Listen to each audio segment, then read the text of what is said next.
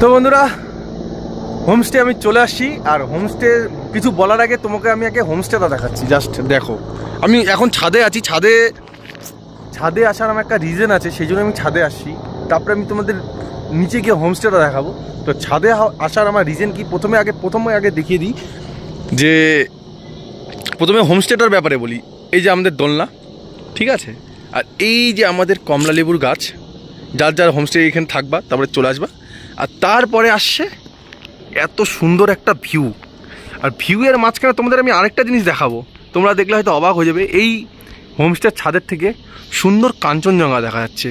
তো এখন তো মেঘে অনেক লেগে গেছে, তবুও তোমাদের আমি জুম করে দেখাচ্ছি, ঠিক আছে।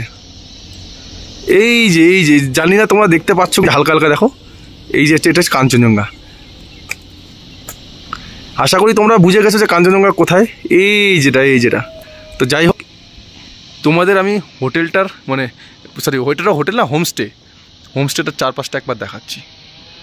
এরকম ভিউ পাবে, এরকম ভিউ যদি এখানে আসে থাকতে চাও তাহলে। সূর্যের যা তাপ লাগছে কি বলবো। আর আমি যে জায়গাটায় এখন আছি, এটা হচ্ছে যে জায়গাটার নাম, সেটা হচ্ছে মান্নান। খুবই সুন্দর একটা প্লেস। মানে আমি ডাইরেক্ট জলপাইগুড়ি থেকে গ্যাংটক আমি স্টে করিনি, আমি ডাইরেক্ট মান্নান চলে আসছি। কারণ আমার একটা দাদার সঙ্গে পরিচয়, আমাদেরই পাড়ার।